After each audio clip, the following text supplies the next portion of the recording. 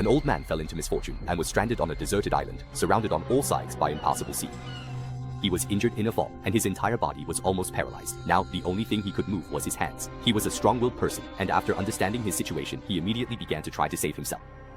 The deserted island was very small, and the old man soon noticed that his phone was lying on a rock in the distance. He didn't act immediately, but waited for the phone to announce the time when the sun was directly overhead. When he heard the voice say, "It is now 12 o'clock," he became excited. His basic phone's battery could last for half a month. This phone could save his life, and it was only about 10 meters away. The old man instinctively tried to get up, but his body didn't respond at all. He couldn't even lift his head. Only then did he remember his predicament. He could only use his hands to drag himself across the sand. Even after using all his strength, he had only managed to move forward half a body's length. The old man's breathing was weak. Even this 10-meter distance felt as hard as climbing to the sky. He felt a pain in his throat as hunger and thirst swept over him. He desperately wanted to drink water. The old man groped around with both hands, but all he could feel was damp sand.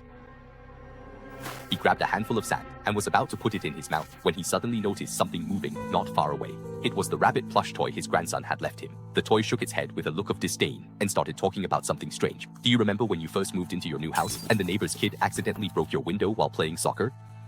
The kid was so scared at the time that he almost burst into tears, and you told him, 'Go get the money and pay for this window first. I just had it replaced, and kids don't have money.' Later, the boy was so frightened that he stole someone else's money at school to pay you back. Ever since then, in the eyes of your neighbors, you've always been a stern person. If they found out you were so down and out that you had to eat sand to survive, they'd laugh at you behind your back." The old man did hesitate, but in the end, he couldn't resist his hunger and thirst, and stuffed the sand into his mouth. Fresh water seeped out from the sand, and as the old man sucked on it, he regained a bit of strength, but at the same time, his dignity was trampled once again under the doll's contemptuous gaze. The old man glared fiercely at the doll. "Ha, I'm just a doll." The old man wanted to throw it into the sea, but remembering that it was left by his grandson, he couldn't bring himself to do it.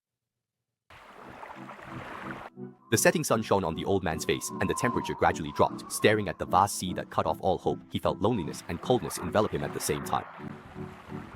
"Why am I so unlucky? You're not the only one. A lot of people have been through the same situation."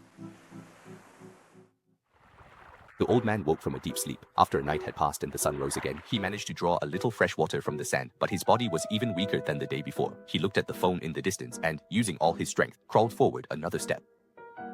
The doll hopped lightly and caught up in just 2 steps. "Don't show off in front of me. When I was young, I could jump up carrying 100 gin of eggs." "That's your problem. You still haven't accepted the fact that you're old." The old man's response was to stubbornly crawl forward another step. "I hear something." The doll suddenly perked up its ears. The old man twisted his head with effort, and sure enough, he saw the shadow of an airplane. He shouted with all his might, but his voice couldn't even carry off the small island. With the coconut trees blocking the view, the plane couldn't see what was happening here at all, and just flew away. The old man sighed, but he didn't stop. He kept crawling toward the phone. "Why are you so obsessed with the phone? You haven't even learned how to use it to make a call." There's a text message on the phone, sent by his son. It says that he's been too busy lately with his grandson's schooling, but as soon as he's free, he'll call me right away. As long as the call comes through, whether I answer or not, he'll know that I'm in trouble. When his son was mentioned, the old man showed a gratified smile. His son had always studied hard, made it onto the honor roll in high school, later got into a top-tier city, and even got married and had a child there. Putting down roots, every time he talked about his son, he was very proud. He really did work hard. The doll suddenly brought up another strange topic. "Do you remember when your son was in high school? One day he brought home a box, and when you opened it, it was a radio. He excitedly told you that he had bought it for you with the prize money from a math competition.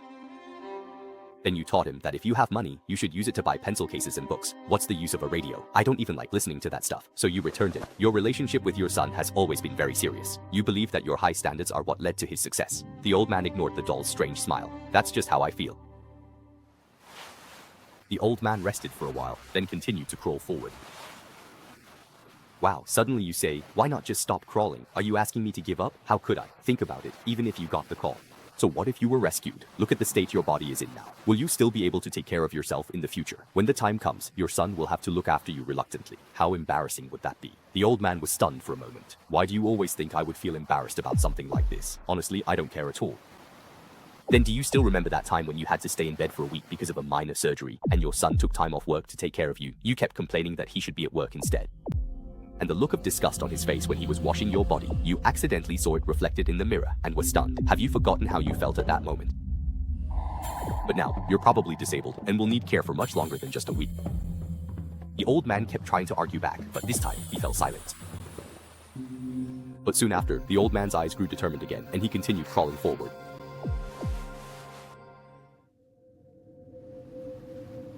By now, the sun was directly overhead. After 2 days without food, the old man felt hungry, and that feeling quickly reached its peak. There was fresh water in the sand, but you couldn't eat sand. The old man looked around and noticed that every now and then, a few small crabs would scuttle by. Near the seawater, there were also a few dead fish lying around. The old man caught a crab and, without hesitation, stuffed it into his mouth. Upon tasting it carefully, it was actually a bit sweet. He ate quite a few crabs. With something in his stomach, he felt much better. Wow, I really admire your perseverance. I thought you were going to break down just now.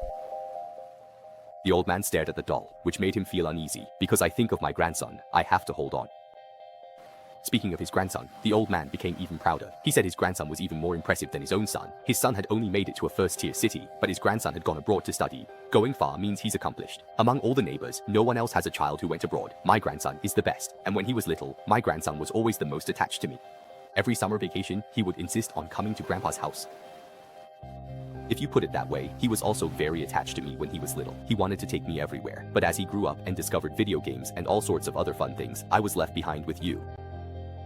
Wow, you looked at the old man with a meaningful gaze. Do you remember the summer before he went abroad to study? He came back then and told you, "Grandpa, I want to tell you a secret. Actually, I started dating someone 2 years ago, and I haven't even told my dad."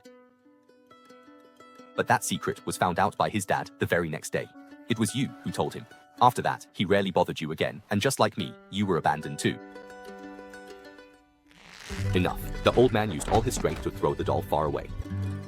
You keep putting me down. I know what you want to say. You want to say that my family must have forgotten me, that it's all my fault. But have I really done anything wrong? Was it wrong for me to ask the neighbor to pay for breaking my window? Was it wrong for me to want my son to study hard and spend money where it really matters? Was it wrong for me to worry that my grandson's relationship would affect his studies? Isn't this all because I care about them? After a long pause, the doll finally spoke again. You haven't done anything wrong, and they certainly can't say you did. But some feelings just change gradually, imperceptibly, over time.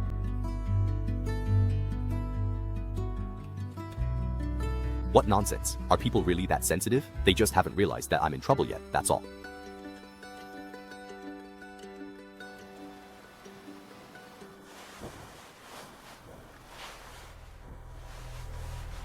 The old man used the last of his strength and finally crawled over to the phone. He had always resisted when his children tried to teach him how to use it, but now the phone had become his only lifeline. He just kept waiting and waiting. The old man was already on the verge of death. His body so weak he could barely keep his eyes open, yet he still forced himself to stare at the phone. You still haven't given up? The doll appeared again. It looked at the old man and seemed to shake its head with a hint of pity, but the old man ignored it. I won't let you affect me anymore. Even if the feelings have faded, blood ties can't be changed. I raised them. I brought them into this world. Can they really forget me? The old man kept waiting. Suddenly, the phone rang. In that moment, all the frustration he had bottled up was released. He no longer needed to argue about the ringtone. It had already refuted everything the doll had said before. The old man finally smiled with a sense of vindication. The call connected, and a voice came through. Your phone balance is about to run out. Please recharge in time.